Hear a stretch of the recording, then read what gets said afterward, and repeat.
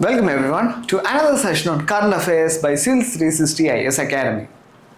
In this session, we will be discussing about the Human Papilloma Virus. So the news was that the government is planning a vaccination drive for women aged 14 years or less than 14 years that they are going to vaccine them with a vaccine that is named Gardasil. Okay, Gardasil for the Human Papilloma Virus. So let's see, understand this news one by one. So the first is the human papilloma virus. The first point you have to remember is that it is a double-stranded DNA virus. Okay, it is a DNA virus.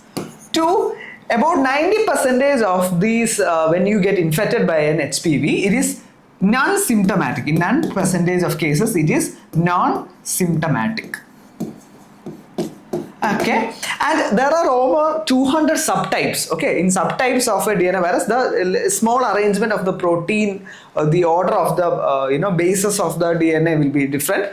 But there are like 200 subtypes of HPV virus, and most of them are actually low risk. Okay, most of them are actually low risk, and they create only they lead to only warts. Okay, warts are kind of like lesions. Okay, warts and lesions.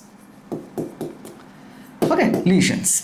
But only when the body cannot eliminate the HPV virus and when it persists in the body, that HPV virus slowly leads to cancer, especially in the various organs, particularly for the women, female genitalia. Okay, also for the men. So it affects both men and women, both women and men. Okay, remember it affects men as well. Okay, but if you look at the statistics about all the cancer cases affecting women, second largest cause of cancers in women is due to the human papilloma virus. Okay, so remember that fact about the HPV virus. The second is how it spreads. It is a sexually transmitted infection. So it spreads through sexual contact. Okay, it is a sexually transmitted infection, and also it can spread from mother to the baby during pregnancy as well. Okay, and there is no evidence of it being spread to other vectors or other inanimate objects. Okay, spreading through inanimate objects is what we call as fomites. Fomites refers to inanimate objects that serves as a transferer of pathogens. Okay, so remember that keyword, fomites. But there is no evidence for HPV virus, human papilloma virus, to affect or again spread through fomites. Okay, through inanimate objects. So basically, the most sure way of spreading HPV virus is through sexually transmitted ways as well as from mother to baby during pregnancy. Okay, and it affects only humans. It affects only humans. Okay, that is also another important point. That is why it's called human papilloma virus. Next factor is also you have to remember is that there is no cure for HPV. There is no cure for the human papilloma virus. Only what we have is a vaccine. So preferably the vaccine works best before the first sexual contact or before a person first becomes sexually active. That is why the target is for adolescent girls. Okay, so now let's look at the vaccine. So 2 years back or 2-3 years back, we actually had developed a indigenous vaccine for HPV virus known as Cervavac by Serum Institute of India, but it has not been yet approved by WHO.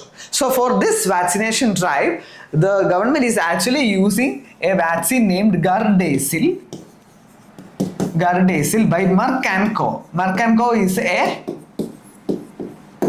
US based company, and this vaccine is actually a one-shot protein subunit vaccine. What is a protein subunit vaccine? It is a non-live vaccine. Okay, non-live. So it does not actually use the HPV virus in itself, but it uses a protein subunit of that virus, that DNA virus, that will trigger the maximum immune response from the body. Such kind of proteins are actually taken from the virus and it is actually given as a shot through Gardasil. Okay, its name is Gardasil. Cervavac is our indigenous vaccine. It's been WHO approved. It has got national approval, but WHO approval has not been achieved, or it has not been received. Okay, so remember the human papilloma virus, it affects women largely. Okay, it causes various types of cancers. About 70% of the cervical cancers in the world is actually caused by HPV virus. Okay, basically subtypes 16 and 18. These are the most dangerous subtypes of HPV. Other subtypes are not that much risk. They actually cause warts and lesions, but then it will it will decrease and it will just go off the body. But if the body is unable to suppress HPV, then it will persist and it will become cancerous. Okay, so that's how it happens. So remember, it affects both women and men, but most of the cancers to women is actually caused by HPV virus. So who are more affected? Women are more affected by HPV virus. It is a very preventable disease, right? We have a vaccine for it. That is why the government is actually conducting an immunization drive. Okay, so that's all about the human papilloma virus. Thank you.